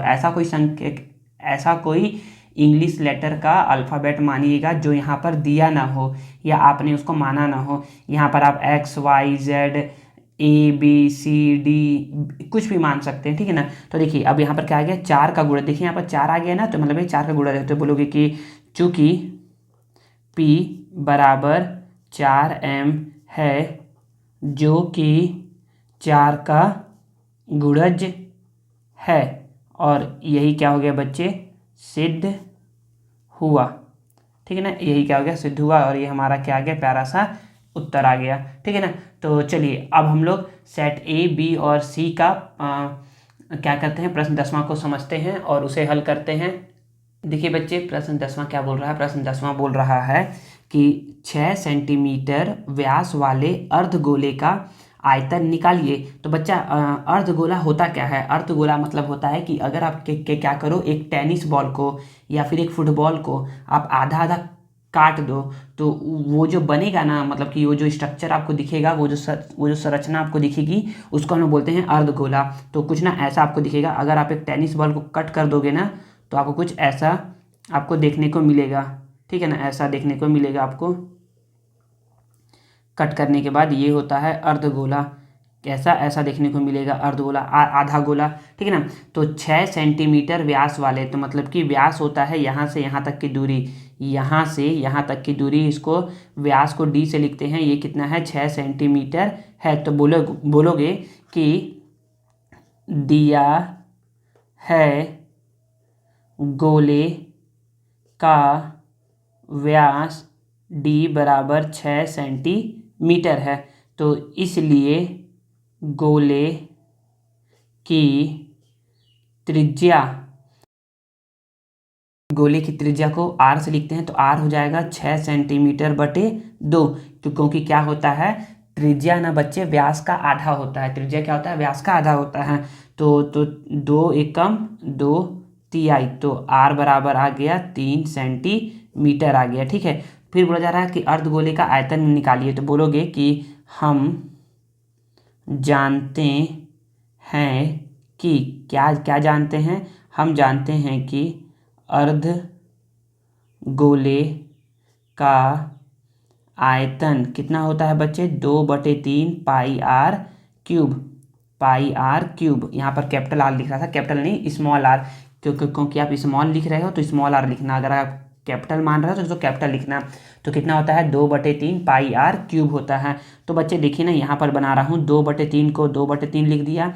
पाई का मान होता है बच्चे 22/7, और आर का मान कितना है बच्चे, 3 है, 3 का घात 3। यहाँ देखिएगा 2/3 को 2/3 लिख दिया मैंने।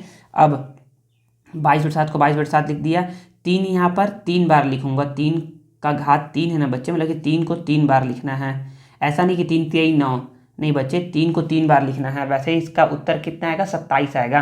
ठीक है ना, तो यहाँ पर से क्या करूँगा मैं, 3 से 3 कट हो गया, तो बच क्या गया, बच गया ये सब बच गया है। तो 2 गुणे 22 होता है 44, और 3 तिहाई होता है 9, और यहाँ पर नीचे में कितना है, 7 है। 44 और 9 का गुणा करवाऊंगा ना, तो गुणा करवाते हैं। 9 चौको 36 के 6 हासिल 3, 9 चौको 36, 37, 38, 39/7 है। भाग दूंगा इसको, तो 7 से 39 भाग, मतलब इसको भाग दूंगा तो 7 पचे 35, 35 है, तो 35 में से 39 में से 35 कटेगा तो 4 आएगा, 4 और 6 मिलकर 46 बन जाएगा, और 7 छिका 42, 42 है, तो 46 में से 42 जाएगा तो 4 आएगा। कितना आएगा, 4 आएगा। 4 दशमलव लगाया तो एक जीरो आया, तो 7 पचे 35 होता है, 7 पचे 35 होता है, और 35 में 5 आएगा, 7 7 49 होता है, तो कितना आ गया, 56.57। आयतन है तो आएगा सेंटीमीटर का घात 3। कितना आएगा, सेंटीमीटर का घात 3 आएगा। तो बोलोगे कि अतः अर्ध गोले का आयतन 56.57 सेंटीमीटर क्यूब प्राप्त होता है, और ये क्या आ जाएगा, आपका प्यारा सा उत्तर आ जाएगा। ठीक है ना, आई थिंक आपको समझ में आ गया होगा कि कैसे बनाया गया है। चलिए अब अपन लोग ऐसा ही प्रश्न जो सेट बी में आया है उसको हल करते हैं और समझते हैं। देखिएगा बहुत आसान है वो वाला क्वेश्चन भी। देखिए अब इसमें है 14 सेंटीमीटर व्यास वाले, तो इस बार मैं आपको अर्धगोला बना करके दिखा नहीं रहा हूँ, डायरेक्ट मैं लिख रहा हूँ कि दिया है गोले का व्यास d बराबर 14 सेंटीमीटर, इसलिए गोले की त्रिज्या r बराबर 14/2, तो कितना आ जाएगा, 7 सेंटीमीटर। 2 एकम 2, 2 सते 14। ठीक है ना, तो बच्चे आप यहाँ पर हिंदी में भी लिख सकते हो सेंटीमीटर, या फिर cm इंग्लिश में भी लिख सकते हो सेंटीमीटर। ठीक है ना, कोई आपका गलत नहीं करेगा। तो कितना आ गया बच्चे, r बराबर आ गया 7 सेंटीमीटर आ गया। तो हमसे बोल रहा है कि अर्धगोले का संपूर्ण पृष्ठ का क्षेत्रफल निकालना है। इस बार क्वेश्चन अलग है, इस बार आयतन नहीं निकालना है, इस बार क्या निकालना है, संपूर्ण पृष्ठ का क्षेत्रफल निकालना है। तो बोलोगे कि हम जानते हैं कि अर्धगोले का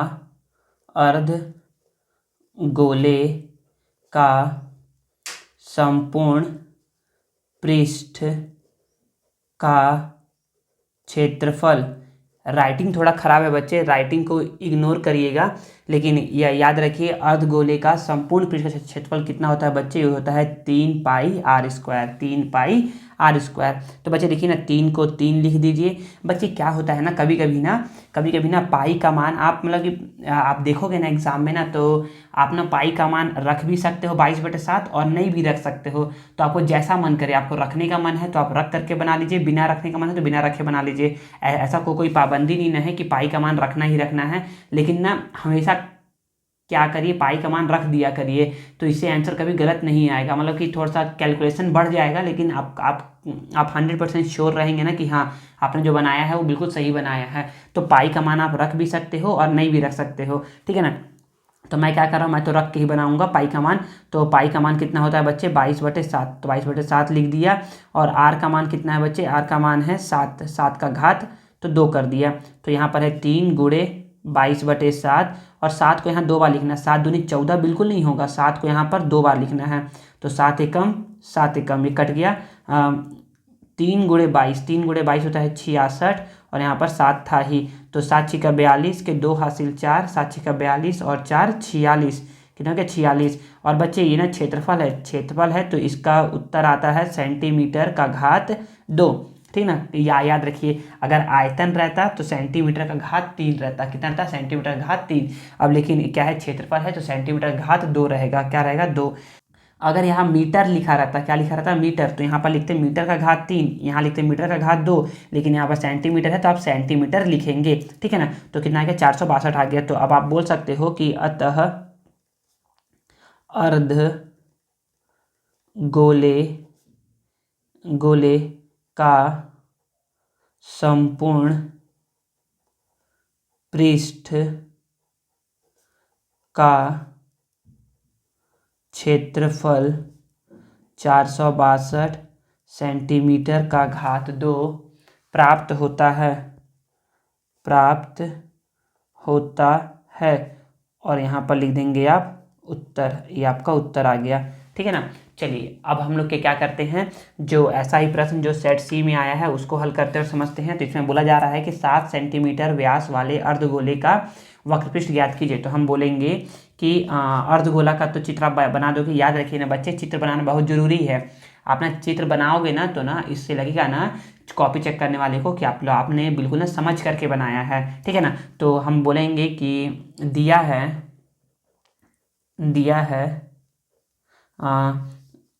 अर्धगोले, यहाँ पर ना अर्ध लिखिएगा ना, अर्धगोले का 6 सेंटीमीटर व्यास वाले अर्धगोले। तो यहाँ पर ना अर्धगोले का व्यास लिखिएगा, क्या लिखिएगा ऐसे करके, यहाँ पर लिखिएगा अर्धगोले, यहाँ पर भी लिखिएगा अर्धगोले, ठीक है ना। वैसे ही यहाँ पर भी लिखिएगा अर्धगोले, क्या लिखिएगा अर्धगोले, और यहाँ पर भी अर्धगोले। तो चलिए, तो यहाँ पर लिखिए दिया है अर्धगोले का व्यास d बराबर 7 सेंटीमीटर, इसलिए अर्धगोले की त्रिज्या r बराबर हो जाएगा 7/2 सेंटीमीटर।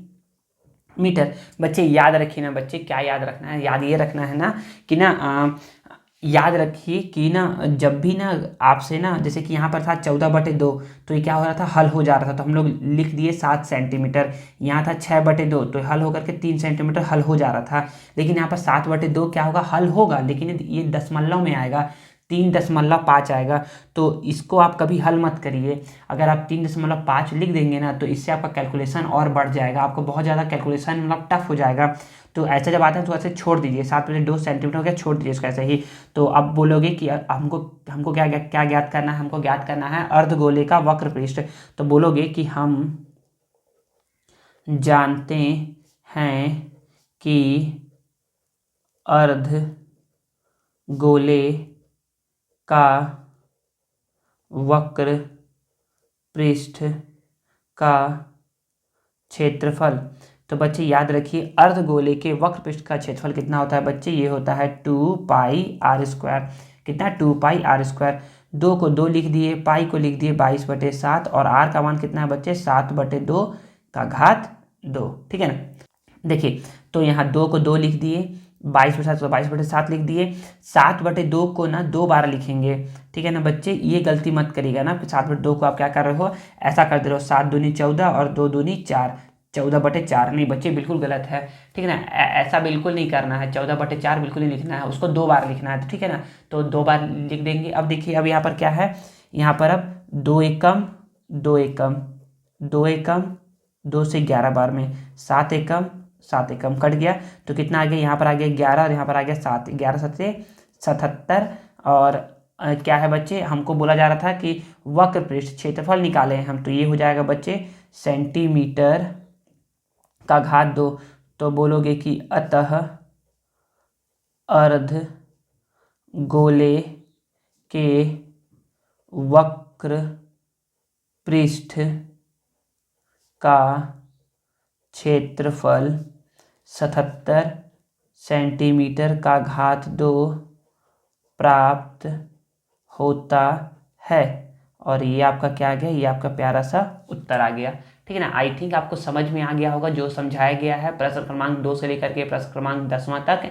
अब ना बच्चे आप लोग को ना सेट ए, बी और सी का ना क्या होगा कि प्रश्न क्रमांक 2 से प्रश्न क्रमांक 10 तक का पेपर शो हो रहा होगा। तो आप लोग उस पेपर को समझ सकते हैं और क्या कुछ में समझाया गया है, कैसे कैसे क्वेश्चन आता है, आप उसको देख सकते हैं। ठीक है। तो क्वेश्चन हिंदी इंग्लिश दोनों में आता है।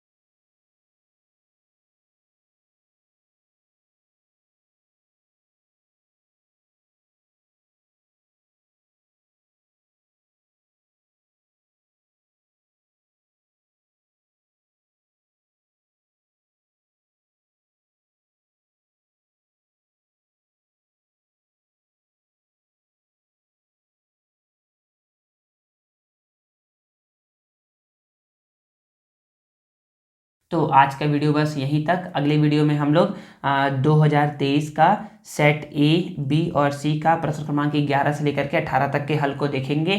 तो अगर आप लोग को वीडियो पसंद आता है और मेरा मेहनत अच्छा लगता है तो प्लीज़ प्लीज़ प्लीज़ वीडियो को लाइक किया करिए, कमेंट किया करिए और अपने दोस्तों के साथ इसे शेयर किया करिए और चैनल को सब्सक्राइब करना मत भूलिएगा। मिलते हैं नेक्स्ट वीडियो में। Thank you.